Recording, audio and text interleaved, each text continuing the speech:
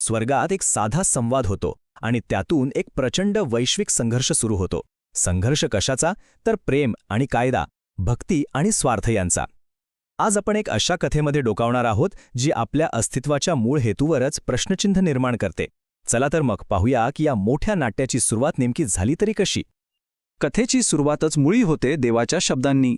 देव स्वतःच इयोबाची स्तुती करतोय. त्याला नीतिमत्ता आणि भक्तीचं एक आदर्श, एक परिपूर्ण उदाहरण म्हणून सादर करतोय. देव काय म्हणतोय बघा, की संपूर्ण पृथ्वीवर त्याच्यासारखा दुसरा कोणीच नाही. किती मोठं कौतुक आहे हे.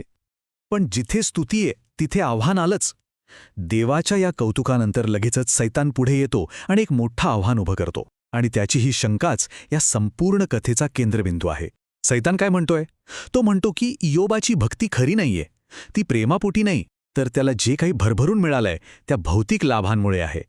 म्हणजे हा आरोप फक्त इयोबावर नाहीये, तर देवाच्या संपूर्ण न्यायव्यवस्थेवरच एक गंभीर प्रश्नचिन्ह आहे.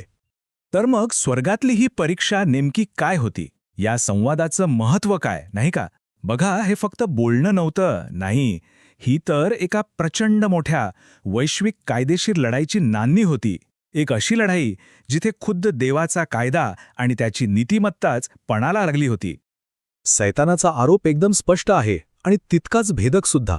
तो काय म्हणतोय बघा, की इयोबाची नीतिमत्ता ही केवळ एक व्यवहार आहे, ती खरी नाही. त्याची भक्ती म्हणजे देवाच्या आशीर्वादांचा आणि संरक्षणाचा एक साईड इफेक्ट आहे, इतकंच.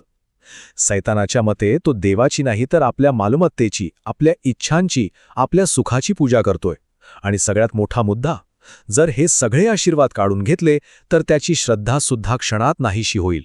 थोडक्यात काय, तर माणसाचं देवाशी नातं प्रेमाचं नाहीच, ते निव्वळ स्वार्थाचं आहे.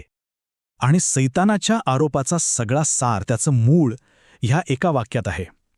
तो म्हणतो, जर सोन्याचं वासरू इयोबाच्या इच्छा पूर्ण करू शकलं असतं ना, तर इयोब देवाला सोडून त्या सोन्याच्या वासराचीच पूजा करायला लागला असता. विचार करा, म्हणजे इयोब देवाला नाही तर आपल्या इच्छा पूर्ण करणाऱ्या कोणत्याही गोष्टीला पूजेल. हा देवाच्या चारित्र्यावर केलेला किती थेट हल्ला आहे, नाही का? ठीक आहे, तर आता आरोपकर्त्याचा युक्तिवाद जरा खोलात जाऊन समजून घेऊया. कारण लक्षात घ्या, हा मुद्दा फक्त इयोबापुरता नाहीये. नाही, हा देवाच्या कायद्याच्या मूळ संकल्पनेवर, त्याच्या पायावरच केलेला हल्ला आहे. सैतान म्हणतोय की देवाने बनवलेला कायदाच चुकीचा आहे, सदोष आहे. इथे बघा, दोन पूर्णपणे विरुद्ध विचारसरणी, दोन जगाकडे बघण्याचे दृष्टिकोन समोरासमोर आले आहेत. एका बाजूला आहे देवाची व्यवस्था. ती काय सांगते? की कायदा प्रेमावर आधारित आहे. सृष्टीतील जीवांना प्रेम निवडण्याचं स्वातंत्र्य आहे. संयम आपल्याला देवाकडे घेऊन जातो आणि देवाच्या आज्ञा पाळण्या योग्य आहेत. आणि याच्या अगदी विरुद्ध आहे सैतानाचा दावा. तो म्हणतो, नाही, कायदा अन्यायकारक आहे. जीव फक्त आपल्या इच्छेचे गुलाम आहेत, ते प्रेम निवडूच शकत नाहीत. संयम म्हणजे जुलूम आहे आणि म्हणूनच या सगळ्या आज्ञा रद्दच केल्या पाहिजेत. म्हणजे बघा, किती टोकाचा फरक आहे त्या दोन विचारांमध्ये. बरं, या मूळ स्रोतामध्ये या आरोपकर्त्यासाठी म्हणजे सैतानासाठी एक विशिष्ट नाव वापरलं आहे. हेलेल. हा एक देवदूत होता, पण तो आपल्या स्थानावर खुश नव्हता. त्याला हवं होतं देवाचं सिंहासन. आणि याच अपुऱ्या राहिलेल्या इच्छेपोटी, याच लालसेपोटी त्याने देवाच्या कायद्यालाच आव्हान दिलं. आता आपण या सगळ्याच्या मुळाशी असलेल्या एका महत्त्वाच्या मुद्द्याकडे येऊया. इच्छेचा विरोधाभास. म्हणजे एक प्रश्न पडतो नाही का, की देवाने सृष्टीची रचना करताना हा एक मूलभूत तणाव का निर्माण केला आणि या तणावामध्येच निवडीचं खरं सामर्थ्य कसं काय दडलेलं असू शकतं? चला हे समजून घेऊया. ही प्रक्रिया खरंच खूप इंटरेस्टिंग आहे. याला निवडीचं इंजिन म्हणूया. तर होतं काय? पहिलं म्हणजे देवानं सगळ्या सृष्टीला स्वतंत्र इच्छाशक्ती दिली आणि त्यामुळे साहजिकच इच्छा निर्माण झाली. पण दुसरी गोष्ट काय केली?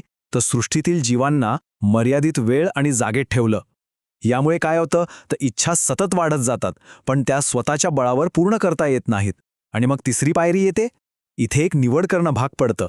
एकतर आपल्या इच्छेवर नियंत्रण ठेवायचं आणि देवावर विश्वास ठेवायचा, किंवा मग देवाचा कायदा मोडून इतरांकडून हिसकावून घेऊन आपल्या इच्छा पूर्ण करायच्या. पाहिलं कसं हे डिझाईन आहे? म्हणजे बघा, इथे इच्छा आणि कायदा यांची दुहेरी भूमिका किती स्पष्ट होते. हे जसं दोन विरुद्ध दिशांना ओढणाऱ्या शक्तींसारखं आहे. आपली अनियंत्रित इच्छा आपल्याला देवापासून दूर दूर खेचते, तर देवाच्या आज्ञा, त्याचा कायदा आपल्याला त्याच्याकडे परत जाण्याचा मार्ग दाखवतात. यामुळे होतं काय, की आध्यात्मिक पातळीवर एक प्रकारची स्थिरता, एक स्टॅग्नेशन येत नाही. सतत प्रगतीसाठी एक प्रेरणा मिळत राहते. आणि या सगळ्या दैवी तणालाचा या रचनेचा अंतिम उद्देश काय तो ह्या वाक्यातून अगदी स्पष्ट होतो.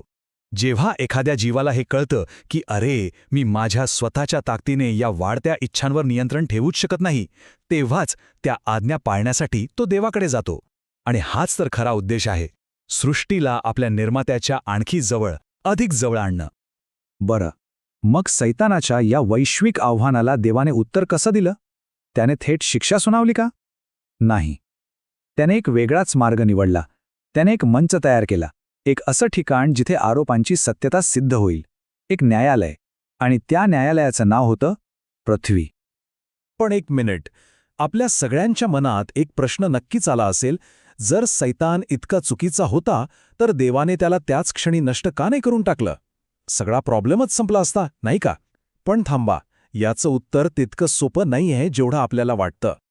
यामागे एक मोठा दैवी पेच होता बघा. हा खटला फक्त देव आणि सैतानापुरता नव्हता. तिथे देवदूतांचे प्रेक्षक होते. इतर देवदूतांनी हेलेलचे म्हणजे सैतानाचे दावे ऐकले होते. आता विचार करा, जर देवाने त्याला लगेच नष्ट केलं असतं तर इतरांना काय वाटलं असतं की हा तर एक जुलमी राजा आहे जो विरोधाचा आवाज दाबून टाकतो.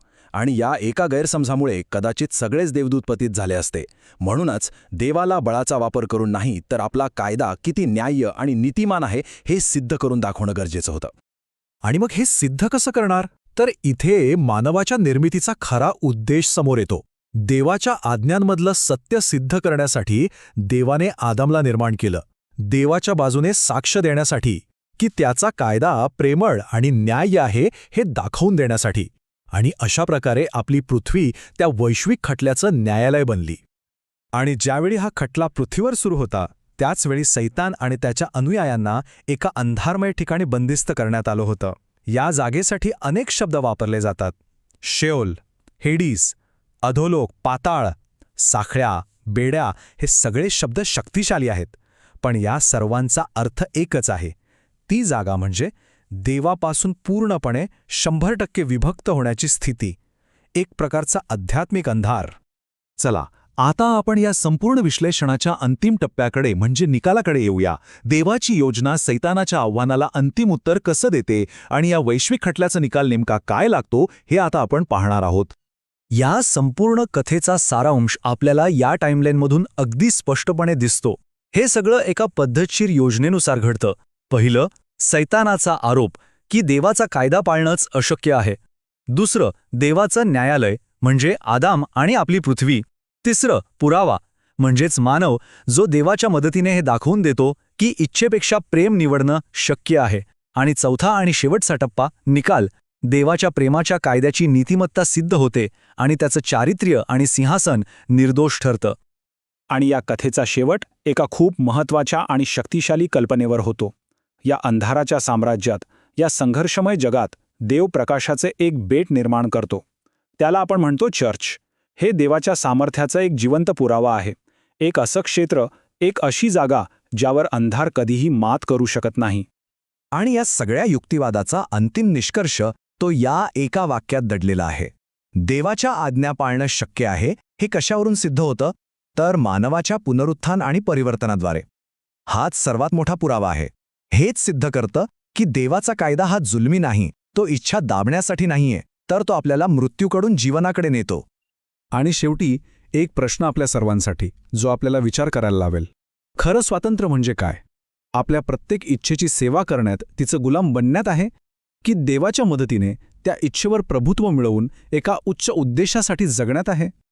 या प्रश्नावर विचार करण्यासाठी आपण आज इथेच थांबूया.